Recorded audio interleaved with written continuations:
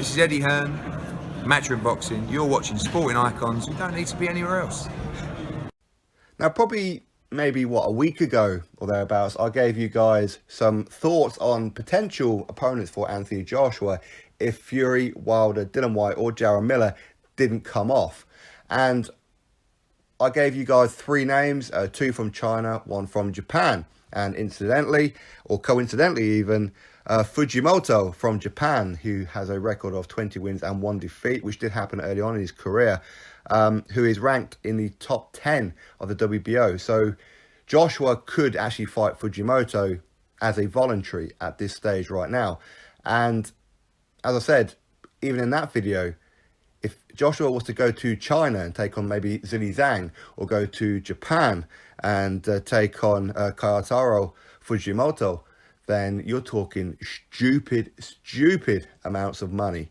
Crazy money. And Fujimoto has spoken to Sky Sports, and I shall put this article in the description box for you all, that he wants an Anthony Joshua fight and become the very first person from Japan, or maybe even Asia, to get a world title shot at heavyweight. Imagine the pull for that kind of fight, especially if Joshua was to travel to Japan for it. People in Japan, they will tune in by the tens of millions to watch their guys fight. Boxing is really popular in Japan, as it is in China and other places. But in Japan, these people tune in. I mean, you put Rata Murata on there, you're talking 10, 20 million people will tune in just to watch him. You put a heavyweight of theirs for a first time in history against a heavyweight champion, especially with the name of Anthony Joshua, and then switch that to pay-per-view, holy moly, you're talking stupid amounts of money. Now, Fujimoto, he could come to the UK and take on Joshua, of course, and it will probably do quite well because it's Joshua, right?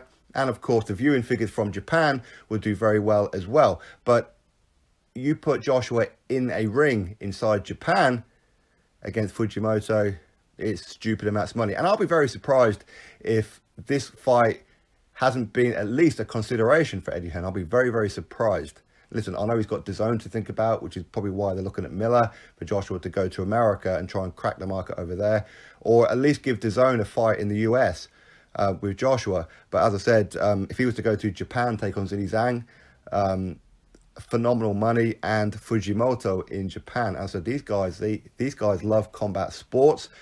They are predominantly like the lower weight classes. You're talking minimum weights upwards, and they probably don't go too much higher than middleweight ordinarily. But yet you put a heavyweight in there, such as Fujimoto, although he does have a loss on his record, people will tune in by the millions, and especially you put it on pay-per-view.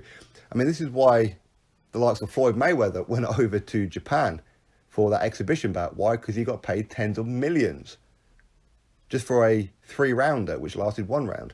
Now, Joshua will be the overwhelming favourite against Fujimoto, but it's heavyweight, you never know. I mean, imagine if Joshua went over there, took on Fujimoto and got chinned.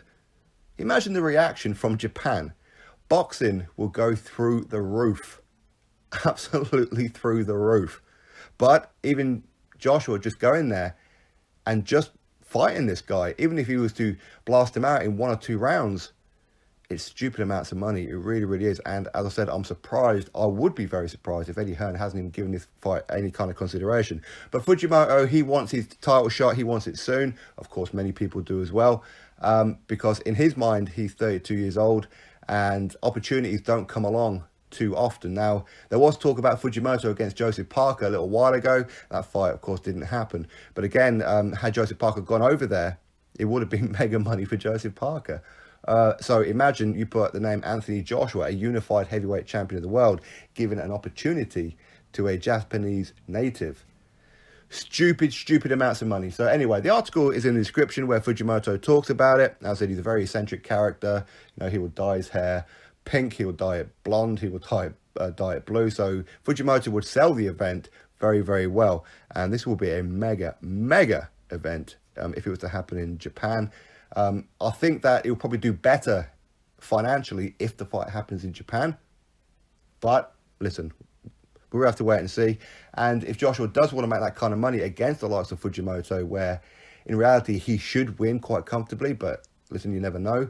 But the window of opportunity is closing because he's got all these belts.